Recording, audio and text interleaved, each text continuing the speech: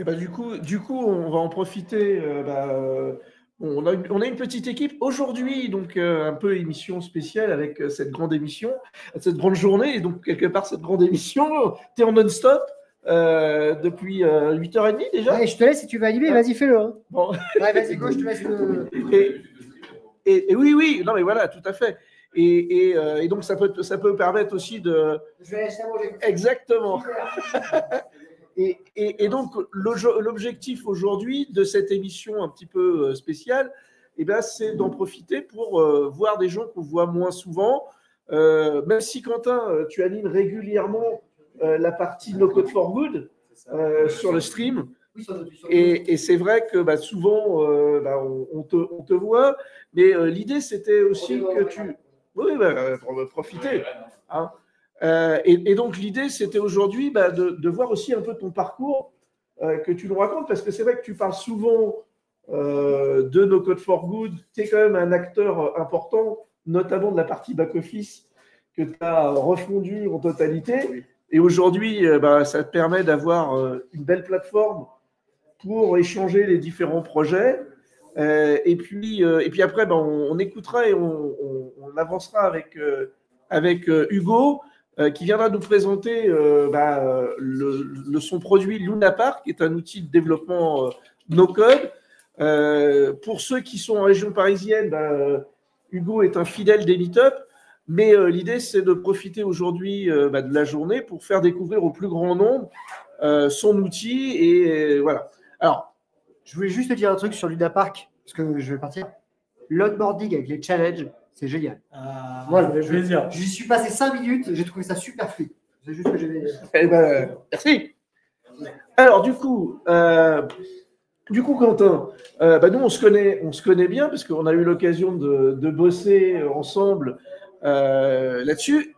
Globalement, c'est quoi un peu ton parcours? Parce qu'au départ, tu n'étais pas destiné à arriver dans le développement et dans le no-code. Ouais, c'est ça, exactement. Alors, bonjour déjà, moi c'est Quentin. Bonjour le chat, bonjour à ceux qui regardent et qui suivent la grande journée depuis ce matin. En effet, je n'étais pas du tout destiné à faire du no-code. J'étais quand même traîneur de jeux vidéo, donc j'étais souvent sur l'ordinateur, ça, il n'y avait pas de souci.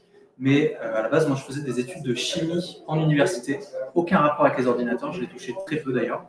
Et c'est pendant le confinement où je me suis rendu compte que la chimie et la fac, c'était plus du tout mon délire, que j'ai décidé d'arrêter et j'ai essayé plein de trucs différents. J'ai fait la cuisine, j'ai fait de la menuiserie, j'ai touché un peu à tout. Et c'est dans les Landes, grâce à une association qui s'appelle la SMALA, que j'ai pu découvrir le no-code lors d'une formation. On fait découvrir. Un de mes premiers projets, c'était de mêler un peu ma passion avec la pratique pour que je puisse réussir à monter en compétences rapidement. Et donc, j'ai créé des fiches de personnages pour des potes, pour des jeux de rôle, avec Airtable. Ça m'a bien fait kiffer. Le projet n'a jamais été terminé, mais c'était un super moyen de monter en compétences. À partir de ce moment-là, j'ai cherché comment me professionnaliser, parce que faire des projets passion, c'est sympa. À un moment, il fallait que je commence à vivre de ça aussi. Surtout que je sortais d'être étudiant et qu'on sait tous que les étudiants sont une bonne galère niveau finance pendant les études. J'ai décidé de me tourner vers le contournement pour me former au début. J'ai suivi beaucoup de formations. Et grâce à Erwan, qui m'a filé beaucoup de contacts, j'ai pu découvrir Marc qui lançait sa coopérative qui s'appelle du coup l'Atelier Digital. L'Atelier Digital, exactement. Et du coup, tu as eu quand même pas mal de. On a travaillé sur la gestion de projet, sur le fait de découper les étapes, de bien réfléchir au parcours utilisateur. Et quelque part, c'est aussi un moyen de se professionnaliser, d'avancer. Et aujourd'hui, tu es passé de l'autre côté, puisque toujours dans cette volonté de pouvoir faire je dirais, progresser les gens, maintenant, tu es formateur, en plus d'être animateur de la communauté No Code France. Aujourd'hui, globalement, en termes de formation, qu'est-ce que tu fais? C'est quoi un peu tes skills et comment tu partages un peu tout ça? Carrément. D'abord, il faut parler un peu de l'atelier digital quand même. Oui. Je suis arrivé, moi je venais en tant que développeur à l'atelier digital et au final on m'a proposé plus des missions de gestion de projet. Alors du coup au début ça a été compliqué, j'ai fait beaucoup d'erreurs, j'apprenais mes nouvelles compétences et ça m'a permis de monter en compétence sur des aspects que je n'avais pas du tout au début, termes de développeur. Au début, je voulais juste faire de la technique et je me suis rendu compte qu'avant de faire de la technique, il y avait des choses importantes comme poser son projet, penser à l'utilisateur, ce dont il aura besoin, gérer aussi la charge de travail de développeur. Il ne faut pas qu'on ait des personnes qui se mettent à travailler 12 heures par jour et qui arrêtent leur projet au bout de 2 semaines parce qu'ils sont claqués. Ça, c'est vraiment pas cool. Et ce que j'aimais beaucoup aussi à l'atelier digital, c'est comme on était plusieurs, on s'était fixé une après-midi, je crois que c'était les vendredis. Oui, c'était le vendredi, ouais, en fin de. Ouais. On se mettait un peu tous en commun pour présenter un peu nos solutions, montrer un peu des outils, ce qu'on avait découvert pendant la semaine. Et c'est là que je me suis rendu compte que j'aimais bien apprendre à d'autres personnes à monter en compétence sur des skills spécifiques. Donc, par exemple, je crois que j'avais fait une petite formation sur Make pour la présenter aux personnes de l'atelier. Et grâce à ça, j'ai commencé ensuite à faire les premières missions de formation, donc sur les mêmes outils, donc sur du Make, sur du Airtable, sur des outils très basiques pour que vraiment des personnes de n'importe quel niveau puissent, en apprenant bien sûr auprès de moi les bases, mettre en place des solutions comme des bases de données, des automatisations, peut-être aussi des interfaces avec software. Il y avait tout plein de choses qui se mettaient là. Grâce à ça, j'ai décidé aussi de monter en compétences par le biais du bénévolat. Je suis arrivé dans l'association No Code for Good, qui est une association à but non lucratif, où on fait de la mise en relation entre des projets à impact positif et des no-codeurs qui cherchent des missions. Moi, à l'époque, j'étais un no-codeur qui cherchait une mission aussi, et j'ai décidé d'être carrément la personne qui s'occupait de faire la plateforme pour que d'autres personnes puissent trouver leur mission. Et de gros travaux de réhabilitation de la plateforme, de faire des modifications dans les bases de données, créer des nouveaux process, et c'est toujours le cas d'ailleurs, on continue de l'améliorer au jour le jour, et c'est aussi grâce à cette partie gestion de projet que j'ai réussi à mieux me débrouiller pour mettre en place tout ça sans partir dans un bazar sans nom. C'est hyper formateur. Ah oui, non mais c'est bien. Et donc du coup aujourd'hui, tu as une grosse partie quand même de ton temps qui est dédiée à la partie formation. C'est ça. Chez Contournement, donc c'est intéressant de dire c'est le retour. J'ai été formé et maintenant je suis formateur. La boucle est bouclée. La boucle, ouais. Exactement. Et ouais, donc, non, je suis formateur. Donc, alors, je suis pas formateur auprès de. Je me déplace pas dans les entreprises pour faire les formations maintenant. Je suis la personne qui tourne les vidéos de formation. Donc, généralement, maintenant, si vous regardez les vidéos de Contournement sur certaines formations, vous allez peut-être retrouver mon visage. Donc, sur la formation gratuite, normalement, c'est mon visage qui est dessus pour les démonstrations. J'ai dû apprendre à faire des déroulés pédagogiques, à penser à comment l'apprenant pensait quand je faisais mes déroulés, mes mises en pratique, pour qu'il puisse comprendre les compétences que je voulais lui transmettre et qu'il ait envie de les mettre en pratique de son côté et dans les mises en pratique et dans les exercices qu'on leur propose. C'est ça. Et aussi eux-mêmes dans leurs projets à côté, que ça leur donne des idées et qu'on se retrouve aussi un peu comme moi au final où je découvre le no-code et j'ai envie directement de le mettre dans un petit projet passion pour voir jusqu'où je peux aller avec. Bien, donc ça c'est plutôt cool et du coup ça te permet de mixer un petit peu les différentes compétences que tu as apprises et maintenant surtout de pouvoir le diffuser au plus grand nombre et c'est aussi l'objectif de cette grande journée, c'est véritablement d'avoir un moment où tous les no-codeurs et no-codeuses, nombreuses, c'est important toujours de le dire, et d'avoir un moment tous ensemble aujourd'hui, de se rencontrer et puis d'avoir aussi des échanges sur des méthodologies. Là, je viens de terminer un petit atelier sur la gestion de crise et notamment comment un outil informatique peut vite déraper et comment on doit réagir quand on a un déferlement de mails et d'attaques et de gens qui disent « Ah là là, ça y est, l'entreprise, elle est foutue ». Ça peut arriver même à une petite PME et ça peut avoir des conséquences importantes. Et puis, du coup, j'en profite pour déjà te remercier, Quentin, d'être venu, d'avoir parlé un petit peu de ton parcours et de montrer que on peut se former, apprendre des compétences et puis ensuite, de nouveau, aider à transmettre. Et du coup, là aussi, la boucle est bouclée. J'ai été formé par Contournement et maintenant, tu formes, tu développes des supports de formation. Bravo à toi. Merci beaucoup. Et puis voilà. Merci en tout cas de ta visite aujourd'hui. merci beaucoup. Et ben, à bientôt. À bientôt. Ciao. Oui, mais hop. Et puis du coup, voilà, ça me permet de faire le lien avec Hugo aujourd'hui, qui nous rejoint spécifiquement pour venir parler d'un produit no-code qui s'appelle Luna Park, qui a finalement un positionnement. Disons, on peut peut-être déjà commencer. Commence déjà par te présenter. Qui tu es, d'où tu viens, parce que les no-codeurs de région parisienne, à un moment, t'ont vu sur les meet-up, etc. Mais en province, etc., et peut-être que tout le monde ne te connaît pas. Présente-toi rapidement. Et écoute, déjà, merci Marc de m'avoir sur ce podcast. En fait, je pense que c'est même un peu plus intéressant pour les Parisiens de savoir d'où je viens avant les meet-up à Paris. À la base, moi, je suis développeur, donc je suis ingénieur de formation.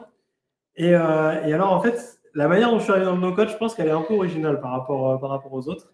C'est que à la sortie de mes études, je me suis dit, j'ai envie de faire un jeu vidéo. Et du coup, j'ai appris à faire un jeu vidéo et c'était incroyable. Il y a 1 milliard de trucs à apprendre. J'ai appris à composer de la musique, à modéliser en 3D. Et en fait, j'ai utilisé un logiciel qui s'appelle l'Unreal Engine. C'est un logiciel qui permet de simplifier la création de jeux vidéo. Qui est un des moteurs piliers aujourd'hui dans les jeux vidéo. Exactement, même Fortnite est développé là-dessus. Et en fait, c'est assez marrant, mais on pourrait faire le lien entre l'Unreal Engine ou les moteurs de jeu, comme l'Unreal Engine ou l'Unity, et les plateformes de no-code pour le web, en fait. Et moi, avant, je ne connaissais pas le no-code, je connaissais juste ça, tu vois. Et du coup, j'ai découvert les blueprints. En fait, les blueprints, c'est une manière d'écrire de la logique de manière visuelle, en connectant des blocs entre eux. Et j'ai vu la lumière. J'ai trouvé le système incroyable. Et ce que j'ai trouvé encore plus incroyable, c'est ce que les gens arrivaient à faire avec. Il y a des gens qui n'avaient aucune compétence particulière, qui arrivaient à faire des jeux, mais genre incroyables, juste avec cette logique visuelle. C'est ça, parce que souvent, quand on a une scène de jeu, il y a plein d'objets qui peuvent être interactifs. Et si on devait le développer de manière scripturale avec les éléments, ça créerait des boucles qui seraient très très longues, très complexes. Et l'objectif… Le développement de jeux vidéo, c'est un autre délire par rapport au développement web. C'est ça. Clair. Et donc, en fait, je me suis dit, il y a un peu plus tard, mon jeu vidéo, j'ai voulu le financer en crowdfunding. Honnêtement, c'est très compliqué. Finalement, je n'ai pas réussi. Mais bon, un peu plus tard, je me suis dit, OK, je vais monter une boîte un peu dans le web. Le web, ça a l'air plus simple. Et en fait, j'avais toujours cette idée de, putain, mais ce qu'ils font avec l'Unreal Engine, c'est incroyable. Pourquoi est-ce que je ne ferais pas ça pour le web? Et c'est comme ça que j'ai commencé à créer un peu Luna Park. Et après, je me suis dit, bon, attends, je vais regarder un petit peu ce que font les autres, comment les gens ils utilisent un petit peu des logiciels, pour créer sur le web. Et c'est comme ça que j'ai découvert la communauté du no-code. Et je me suis rendu compte qu'il y avait une super communauté no-code France. C'est ça. Qui faisait des meet-up à côté de chez moi. Je me suis dit, c'est parfait.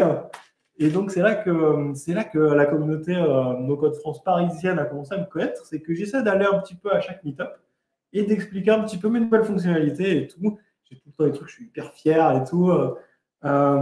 Et c'est comme ça que je t'ai rencontré d'ailleurs. Oui, c'est ça. Oui, tout à fait. Et moi, ça fait 3 ans que je vois quelque part l'évolution de ton produit où au départ, toi, tu as mis quelques idées.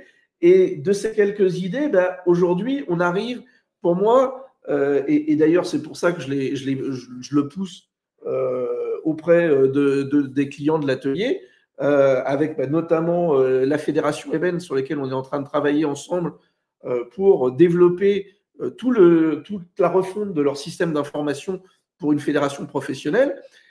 Pourquoi? Parce que c'est une solution déjà française. 2, souveraine, c'est-à-dire qu'on peut l'héberger, on peut choisir son hébergement. Ça, c'est quand même fort. Et puis, derrière ça, c'est que la logique, en tout cas, pour moi, le positionnement de Luna Park, c'est d'aller beyond the no-code, c'est-à-dire c'est d'aller après, finalement, les outils qui sont parfois un peu simples, parfois limités dans leur gestion, par exemple, de la donnée, dans la possibilité de faire des tris. Par exemple, je prends l'exemple dans Bubble, qui est une plateforme que beaucoup connaissent. Dans Bubble, si tu veux faire un tri sur une table qui est liée, c'est quasiment impossible. Alors que honnêtement, ça devrait être une fonction de base. Donc, on est obligé de tricher, on est obligé de bidouiller, etc. Et l'approche de Luna Park, c'est d'avoir, finalement, il y a 3 éléments dans Luna Park. Il y a une partie, je dirais, front-end, c'est-à-dire la conception de l'interface. On a une partie ensuite qui est la logique, qui va être là où je vais pouvoir exécuter et surtout traiter toutes les données qui peuvent m'arriver. Donc, soit avec une base de données interne, soit en allant chercher directement via des API, des informations que je vais rapatrier. Et en rapatriant les données, je vais pouvoir faire les traitements et notamment, moi, c'est ça que je trouve fort, c'est toute la partie logique, pouvoir faire des boucles complexes, de pouvoir mettre des conditions, etc. Et ça, c'est vrai que ça, c'est le terrain de jeu. Oui. En fait, je pense que ce qui est intéressant, c'est d'abord peut-être de préciser un petit peu le positionnement de Luna Park, parce qu'en fait, de là découle un petit peu tout ce que tu viens de dire. Ouais. Luna Park, en fait, il faut se représenter ça, c'est un peu comme Bubble en termes de fonctionnalité, c'est-à-dire que ça permet de faire une application complexe, du front-end, du back-end, de la base de données. Tout ça dans un seul outil. Tout ça dans un seul outil. Et en fait, ça ne vient pas de nulle part, parce qu'on pourrait dire, OK, pourquoi tout faire en fait? Parce qu'il y en a qui font très bien la base de données, il y en a qui font très bien le back-end, il y en a qui font très bien le front-end. Je pense, genre, au hasard, je pourrais dire Exano pour la base de données. WeWeb, par exemple, qui se met. WeWeb qui fait un peu des deux, il y a Webflow qui fait juste du front-end. En fait, la vision que j'ai avec Luna Park, c'est une vision un petit peu comme un IDE, comme un éditeur pour les développeurs. C'est-à-dire que la plupart des plateformes de no-code, la manière dont elles se voient en termes de business, ce pas des éditeurs, c'est des hébergeurs. Quand vous allez sur Framework, quand vous allez sur Bubble, quand vous allez sur Webflow, vous ne pouvez pas exporter votre code. Vous devez rester sur la plateforme sur laquelle vous êtes. Et du coup, il y a plein d'idées qui découlent de ça. C'est-à-dire qu'ils vont pouvoir mettre des trucs qui vont être plus simples, mais en même temps qui vont marcher que sur leur plateforme. Ils ne vont pas avoir un intérêt à que ce soit hyper performant, parce que si c'est trop performant, vous n'allez pas aller sur les niveaux d'hébergement supérieurs. C'est-à-dire Bubble, par exemple, ils gagnent plus d'argent sur leurs serveurs qui sont plus puissants. Oui. Mais si vous n'avez pas besoin de serveurs plus puissants, c'est pas rentable pour eux. Et du coup, c'est pour ça que Luna Park, ça ne se destine pas du tout à être un hébergeur, même si c'est un truc qu'on va probablement proposer un jour. Nous, notre but, c'est que ce soit vraiment un éditeur et que vous exportiez votre code. Et en exportant votre code, vous pouvez l'héberger où vous voulez. Alors là, du coup, il y a un énorme sujet de souveraineté et de gouvernance. C'est ça. C'est d'ailleurs un de nos utilisateurs qui développe un outil pour les ministères, pour le ministère de l'Intérieur. C'est à l'intérieur, il ne peut pas utiliser de serveur Bubble. Hein, sur leur serveur, que ce soit genre coupé des réseaux Internet et tout. Luna Park, comme tu exportes du code qui est propre, en fait, il n'y a même plus de traces de Luna Park quand tu exportes le code. Ouais. C'est vraiment ce qu'aurait fait un développeur. Et du coup, ça veut dire que tu peux l'héberger où tu veux. Et aussi, comme ce n'est pas nous qui gérons l'hébergement, nous, on s'en fout de la performance même. En fait, on vise un truc extrêmement performant. Oui, ça c'est important. C'est notamment quand on a de la volumétrie de données, où c'est souvent le cas dans pas mal de projets, eh bien, la montée en charge de la volumétrie se fait… après, il ne faut pas faire n'importe quoi non plus. Il ne faut pas faire n'importe quoi. C'est-à-dire que si tu écris un algorithme qui est très lourd, genre qui va faire une boucle avec plein d'opérations, oui, forcément, ça va être lent. Ça va être lent sur n'importe quel système. Mais tu as la possibilité de faire quelque chose de très performant. Et notamment, en fait, le plafond de verre est tellement haut que, genre, à moins d'être Google ou Netflix, tu n'auras jamais de problème. Des chiffres que j'aime donner, c'est que, par exemple, pour notre système backend, on utilise Fastify. Fastify, c'est un framework qui permet de gérer le backend, si je simplifie énormément. Ce système, il peut gérer, dans les derniers benchmarks que j'ai vus, 40 à 50 000 requêtes par seconde. Pour que tu arrives à 40 ou 50 000 requêtes par seconde, il faut peut-être de la volumétrie. Hein. Ouais. En ce qui concerne la base de données, comme je vous ai dit, c'est pas un hasard qu'elle se trouve directement intégrée. C'est qu'en fait, la communication entre le serveur et la base de données, c'est toujours un truc qui peut être assez long, en fait. Ça a l'air rapide dit comme ça, mais sur l'échelle d'une requête, ça peut être très long. Donc, si vous avez une base de données externe comme Supabase, comme Airtable, par rapport à votre backend, Il y a toujours le temps, voilà, le temps où j'interroge le serveur. Exactement. Sur Lunapark, c'est le même serveur, donc c'est instantané. Et sur les bases de données, pareil, on a choisi d'utiliser Postgres. Postgres, c'est une base de données qui peut gérer, mais il me semble que ça se compte en terabits, ce que tu peux mettre dans une base de données Postgres. C'est genre, il me semble que peut-être que le plus haut, c'est un truc du style 64 terabits. Pour mettre 64 terabits sur ta base de données, c'est-à-dire 64 000 gigaoctets, il faut le faire. Il faut déjà être volontaire. En plus, je me demande si je ne me trompe pas d'unité. Je me demande si ce n'est pas des pétabits. Carrément. Je ne sais plus. En tout cas, le but, c'est que vous n'ayez pas à scaler horizontalement. C'est-à-dire, vous n'ayez pas à rajouter plein de serveurs. En fait, avant d'arriver à rajouter plein de serveurs, vous pouvez scaler ce qu'on appelle horizontalement. Comme c'est vous qui gérez votre hébergement, vous pouvez prendre un hébergement genre plus bas. Chez OVH, ça coûte genre 3,50 € par mois. Déjà, pour arriver à cette limite, il faut vraiment avoir du trafic. Mais ensuite, si vous atteignez cette limite, vous passez à l'offre à 10 € par mois. Ensuite, vous passez l'offre à 100 € par mois, peut-être.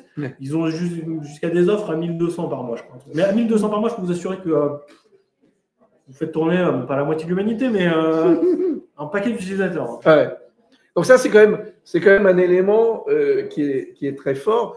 Et puis, là, il y a maintenant 2 mois, tu as intégré le fait de pouvoir rajouter à Lunapark tout un univers de fonctionnalités avancées via NPM. Alors oui, c'est un sujet. Explique-nous un petit peu ce que c'est et ce que ça apporte. Parce que là aussi, tu as ouvert la boîte de Pandore, parce que grâce à ça, on va pouvoir bénéficier de millions de lignes de code, de millions de librairies. Voilà. Disponibles tout de suite. Le problème de Lunapark, c'est que c'est un éditeur qui est très jeune. Donc la communauté, elle n'existe pas encore, on essaie de la créer. Tout ce qui est... Il n'y a pas beaucoup de ressources, c'est-à-dire que si on regarde Bubble, par exemple, ils ont un système de plugins sur lesquels la communauté contribue. Alors Bubble, ce n'est pas les seuls à avoir un système de plugins, il y a aussi Framer, etc. Et en fait, le système de plugins, je crois qu'ils ont... Je ne sais plus combien ils ont de plugins, mais ça se compte en centaines. Ouais, c'est ça, c'est un petit millier. Allez. Ouais, un truc comme ça. Je me suis dit, je vais essayer de me battre sur ce domaine. Je ne vais pas y aller avec le dos de la cuillère. Oui. Donc, en fait, moi, je viens à la base du développement web en code. Et du coup, je m'inspire beaucoup de ce qui se fait dans le développement web pour Lunapark. Ce qui marche dans le développement web, en général, ça marche pour des produits qui sont en ligne et qui sont battle-tested, qui sont bulletproof. Et donc, on reprend un petit peu ces mêmes méthodes pour l'interface de création, de layout, de logique de Lunapark. Et en fait, ce que font les développeurs web, c'est qu'ils utilisent NPM. Ça veut dire NPM Package Manager. C'est un truc un peu récursif. Le N de NPM, ça veut dire ouais.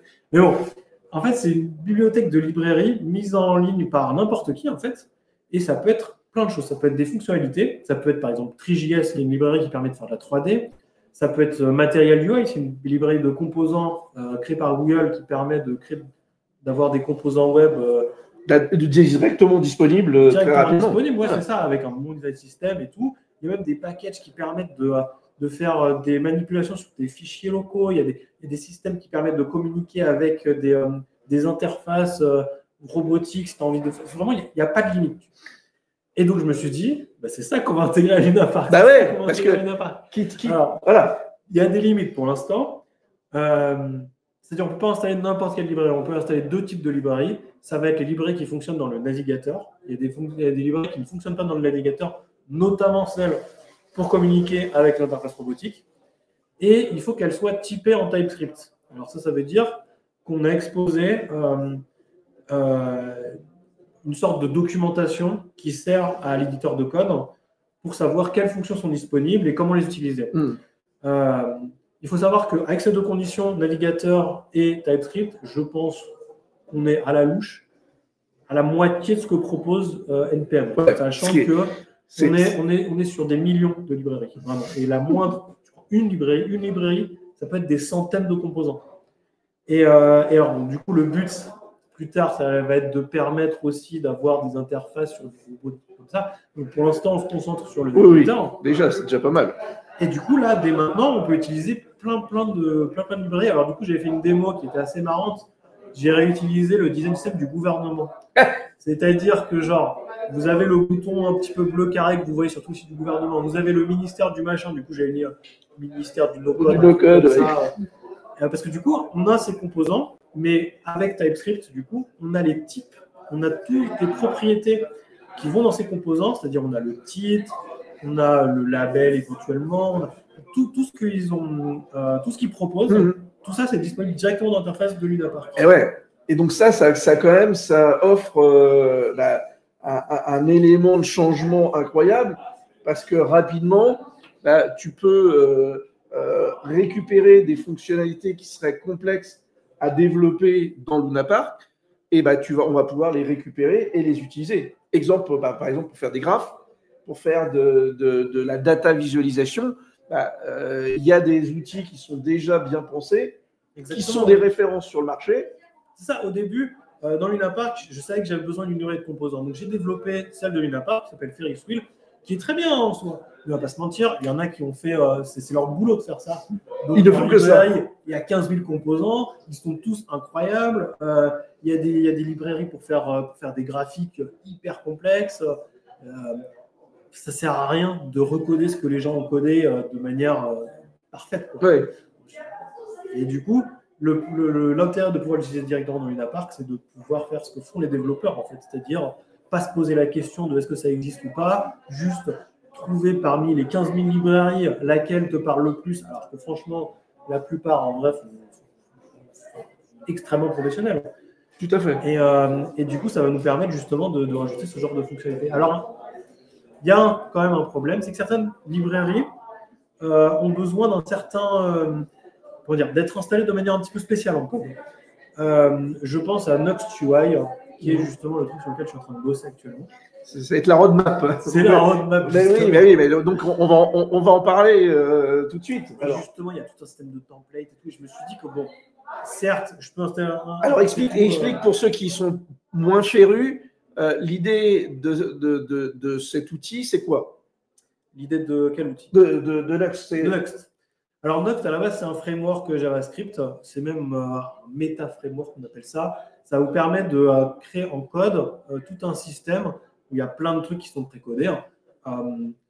Essentiellement pour faire des interfaces. L'idée. Alors, il faut faire la différence entre Nuxt et Nuxt.UI. C'est ça le truc. C'est que Nuxt, c'est un framework. On va dire que c'est une sorte de Lunapark, mais pour le code. Et Nuxt.UI, c'est leur bibliothèque de composants qui est tellement incroyable, tellement stylé, tout le monde l'utilise. Je me suis dit, pourquoi pas moi, tu vois? Bah oui. Et du coup, bon, c'est un peu technique du coup la manière de l'intégrer. Donc c'est pour ça que je suis en train de développer aussi mon système de plugin en plus du fait de pouvoir importer des packages NPM. Ouais. Le système de plugin va pouvoir nous permettre d'utiliser des librairies un peu plus avancées comme Nuxt.UI et sur lequel on aura du coup un paquet de composants sur lesquels on pourra customiser toutes les couleurs, etc.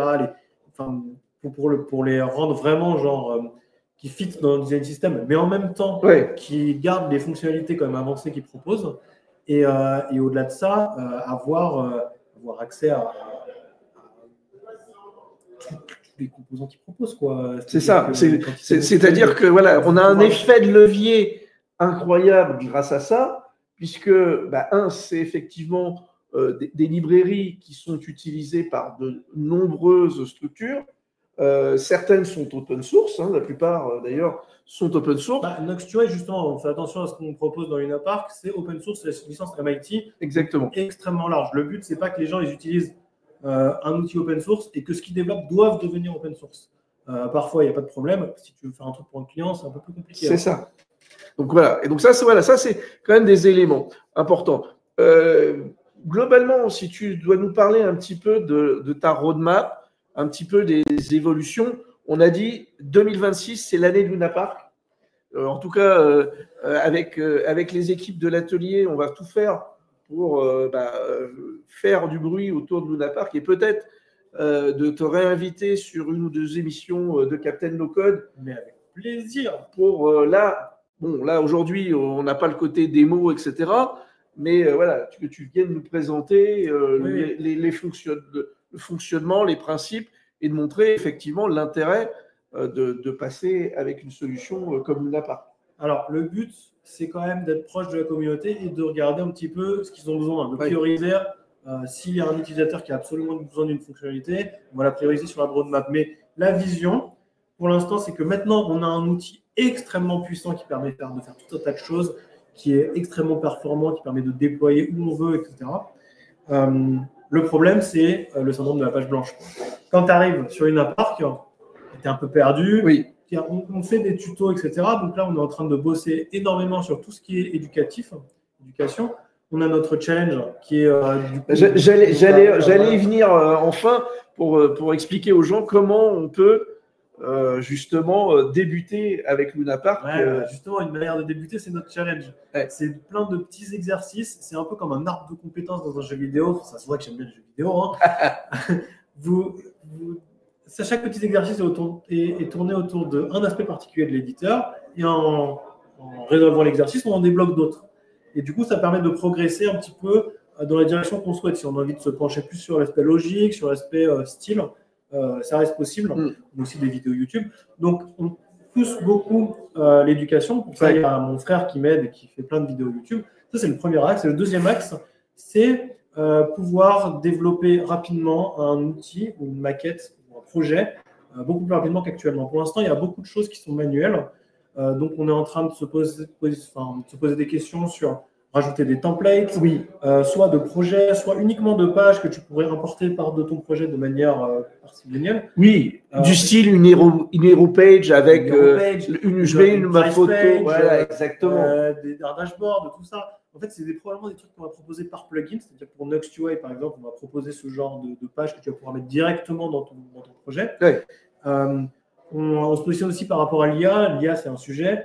Les gens vont être assistés par IA. Alors, pour l'instant, notre IA, elle est en alpha, on va dire. Elle peut éditer nos pages et notre layout. On aimerait proposer aussi le fait de pouvoir créer de la logique. Mais la vision qu'on a de l'IA, c'est que l'IA ne doit pas faire quelque chose qu'on ne peut pas maintenir. C'est ça. C'est-à-dire qu'il y a des outils qui permettent ce genre de trucs. Alors, qui peuvent être très bien. C'est-à-dire que j'ai fait une démo de Framer tout à l'heure, c'était vraiment génial, ça me permet de m'inspirer un petit peu de ce que font les autres. Mais ils ont une IA par exemple qui s'appelle Workshop, qui permet de créer des composants et d'exposer des paramètres dans ces composants. Par exemple, tu veux faire un texte qui brille. Tu lui dis fais-moi un texte qui brille et je voudrais comme paramètre qu'il y ait le texte en question, tu vois. Et donc ça te fait un composant, le texte qui brille et tu as comme paramètre le truc. Mais derrière, tu ne sais pas comment ça fonctionne. Tu ne peux pas maintenir ce composant. L'intérêt de l'IA de Luna Park, c'est que ça va te créer un composant qui te fait ça, mais ce composant est lui-même éditable dans Luna Park. Le but, c'est justement de pouvoir toujours maintenir ce qu'on fait. Alors, je pourrais parler du web coding. Oui, mais quelque part, c'est pas ton fonds de commerce. Non, en tout cas, c'est pas ton positionnement. L'idée, c'est de se faire aider. C'est pas de rendre Luna Park tellement simple que n'importe qui peut l'utiliser. Luna Park, c'est un produit complexe. Et je pense qu'on a besoin de produits complexes pour faire des projets complexes. Mon positionnement, c'est de permettre à des gens qui ont cette connaissance d'aller beaucoup plus vite.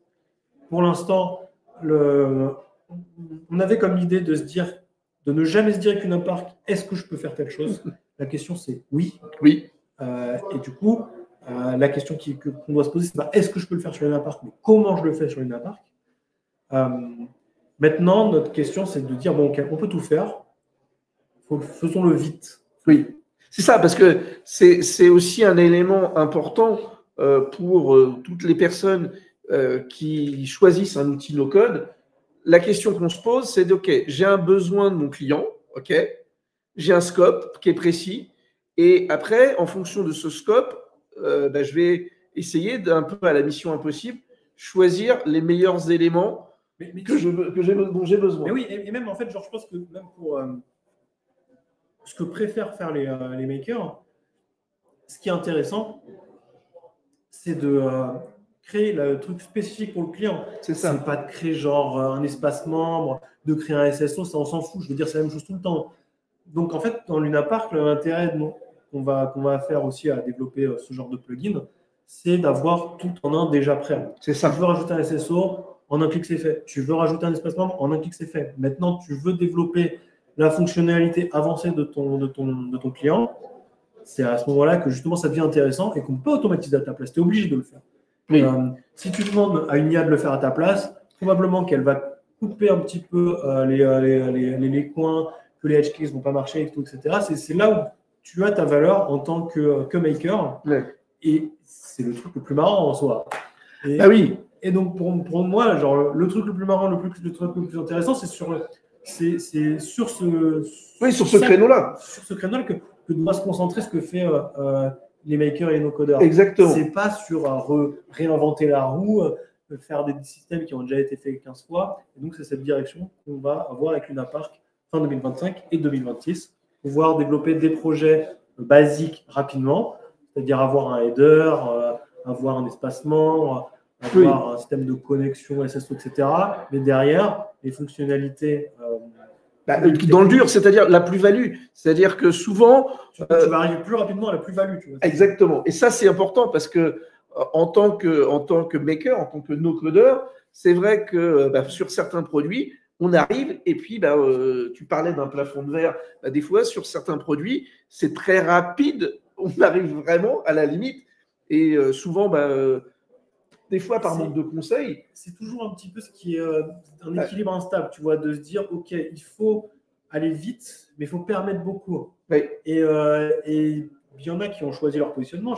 Si je prends à l'extrémité, tu peux avoir Zapier, par exemple. Ouais. Zapier qui permet de faire très, très rapidement des automatisations. Par contre, je suis désolé, mais… Très limité. Hyper limité. Hein. C'est-à-dire que souvent… Dans certains use cases, il y a un intérêt là-dessus. C'est ça. Et à l'autre extrémité, tu peux faire du code. Là, tu as absolument ce que tu veux. Par contre, en termes de vitesse, voilà. C'est ça. Et c'est là où on se positionne entre les deux. Nous, on essaie de se positionner un peu plus technique, tout en pour avoir une liberté maximum. Ouais. On essaie de prendre en fait les avantages des deux. C'est ça. Et de travailler dans les deux mondes. Alors, pour résumer, parce que là, il est 13h30, mais normalement, Amandine et Marion doivent nous rejoindre. Mais déjà, où est-ce qu'on peut retrouver Lunapark? C'est quoi l'adresse du site? Alors, du coup, vous pouvez tester Lunapark sur le site, c'est luna-park.app. Alors, je sais que Lunapark, dans mon branding, c'est un parc d'attraction. Énormément de parcs d'attraction. Du coup, pour trouver Lunapark sur Google, vous pouvez taper Lunapark no-code. No-code, ça marche. Lunapark app, vous trouverez direct. Dès que vous mettez le moindre mot-clé lié au no-code, il n'y aura pas de souci. Ou au développement. Si vous tapez juste Lunapark, on n'est pas encore assez connu pour être en top recherche. Mais si Notion l'ont fait, je pense qu'on peut le faire. Oui. Et alors, du coup, quand vous lancez Lunapark, avant même de vous inscrire, ce que vous pouvez faire, c'est cliquer sur l'onglet Challenge et commencer à expérimenter avec l'éditeur sans inscription et suivre les tutos dont j'ai parlé, justement, des petits exercices qui vous permettent de débloquer une sorte d'arbre de compétences. Il faut savoir que vos succès, entre guillemets, sur les exercices sont enregistrés sur votre ordinateur. Vous n'avez pas besoin de compte. Vous pouvez revenir, si vous revenez sur un navigateur différent, vous voyez que ce n'est pas enregistré. Oui. Sur le même navigateur, vous n'aurez pas de souci. On a aussi une chaîne YouTube qui publie régulièrement. C'est ça. On a un Discord sur lequel on répond tout le temps. On a un forum. On a le channel Slack sur No Code France, Lunapark, qui est un peu vide pour l'instant. N'hésitez pas à venir. Mais c'est vrai que, pour le coup, c'est vrai que quand on est sur le Discord, du coup, on est directement connecté avec la communauté. Oui, c'est vrai que sur le Discord, c'est la meilleure façon d'avoir des retours le plus rapidement possible. En français et en anglais. En français et en anglais, bien sûr. Hein. On reste vraiment là-dessus sur le fait qu'on ne veut pas. On ne veut pas lever de fonds auprès des fonds américains. C'est un autre débat, mais je pense que lever de fonds auprès de VC, c'est une bonne manière d'exploser rapidement et en plein vol un peu plus tard. Oui. En tout cas, bravo déjà pour tout le chemin parcouru là-dessus. On sait que le Lunapark maintenant a cette maturité. On peut l'utiliser en production. Tu le disais, auprès du ministère de l'Intérieur, il y a déjà les premières applications qui tournent, etc. Et c'est vrai que l'objectif, c'est de commencer à montrer un petit peu les cas d'usage réels. En fait, tu vois, genre le truc du ministère de l'Intérieur, c'est un super exemple, je trouve, parce que justement, ça montre un petit peu tous les problèmes qu'il y a. que résolve Luna Park. Ouais. Au départ, pourquoi d'ailleurs ils sont venus à toi, enfin, via effectivement un membre de la communauté. Exactement, c'est via Thierry. Oui, qu'on salue. Qu'on salue. En fait, le premier problème, c'était que ça devait tourner sur leur serveur. Alors déjà, ça fait un énorme écrémage sur quels outils tu peux faire tourner sur un serveur dédié. Ensuite, le code doit être lisible. Je crois qu'il ne reste plus personne à parler Luna Park déjà à ce niveau-là. Et oui, parce que je ne sais pas si je l'ai précisé, mais du coup, le code exporté par Luna Park est du code propre que tu peux relire et que même un développeur peut maintenir. Oui. Après maintenir du code exporté, tu peux pas le réimporter derrière, mais si tu as envie de partir de Luna Park, tu pars avec ton code, ton projet. Directement. Voilà. Tu n'es pas cloisonné dans l'outil. Donc voilà, ça c'était les deux vrais problèmes. Le troisième problème, c'est que ça devait communiquer avec des choses relativement chiantes, comme le LDAP. Je ne sais pas si tu connais, système de connexion de Microsoft. Ouais. Pour utiliser LDAP, ils ont utilisé un package NPM. C'est ça. Parce que du coup, tu l'importes et tu utilises la fonction toute faite. Et du coup, parce que comme c'est une technologie Microsoft, de pouvoir gérer notamment une partie d'autorisation à l'intérieur. Et alors, en plus, il va y avoir d'autres connexions, parce qu'il y a aussi une connexion vers une API web. Donc ça, je suppose que la plupart des autres outils no-code permettent ce genre de choses. Donc il y a la connexion LDAP, là par contre, c'est quand même à un autre niveau. Oui. Et il y a aussi de la manipulation de fichiers via SFTP.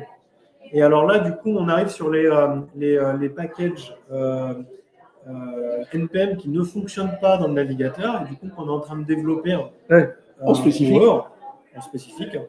Mais du coup, que tout le monde aura accès. Et là aussi, alors c'est vrai que le côté FTP, ça fait penser à un truc un peu old school. C'est très old school. En même temps, c'est je déploie, etc. C'est formidable. Salut. Et pour l'instant, oui.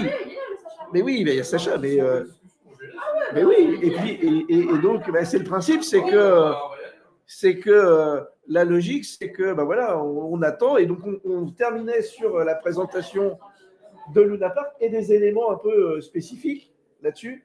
Et donc, notamment, effectivement, on disait côté FTP, c'est le côté un peu old school. Mais néanmoins, dans les process avec pas mal de grosses entreprises, c'est quand même, on a des vieux systèmes, on a S400, des trucs qui tournent depuis 30 ans. Ouais, ça c'est un truc assez intéressant, c'est-à-dire que les missions que vont proposer les grosses entreprises, souvent sur des technologies assez old school. Bon, alors là, on est sur du SFTP pour transmettre des données. Voilà. Mais bon, c'est pas impossible de trouver ça dans des grandes boîtes. Et sur les outils actuels, c'est compliqué d'utiliser ces systèmes. Exactement. Alors qu'en utilisant la librairie NPM, on a accès à tout, on a même des trucs, je ne connais même pas quoi. C'est ça. Donc on trouve toujours la solution qui va bien. Exactement. Et au-delà de ça, on peut même utiliser les API beaucoup plus modernes, par exemple de Airtable, de Supabase, de Stripe, qui proposent des packages NPM et sur lesquels on peut aller utiliser leurs fonctions. Avancer. Ça reste, le spectre est extrêmement large. Et voilà. On termine un petit peu notre partie émission aujourd'hui. Il y a Julien qui revient, formidable. Sur le chat, c'était Hugo. Et donc, on va voilà. Et puis on va pouvoir du coup embrayer. Merci. Merci beaucoup. Merci beaucoup. Merci d'avoir tenu au cheveu. Et encore une fois, merci à Luna Park. Et franchement, allez sur le site, vous cliquez sur Challenge et vous allez vous laisser bercer. C'est bien fait. Oui. Merci beaucoup. Ah oui, il faut signer.